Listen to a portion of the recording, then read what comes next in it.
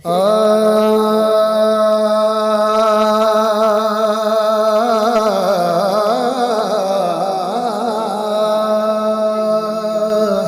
नफस मदहे रसूले मुज्तबा लिखता रहा और कलम को इमामुल अंबिया लिखता रहा।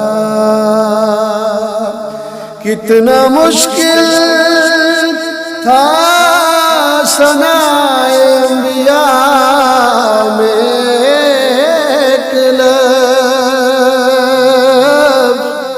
में फ़कत सल्ले अला लिखता रहा।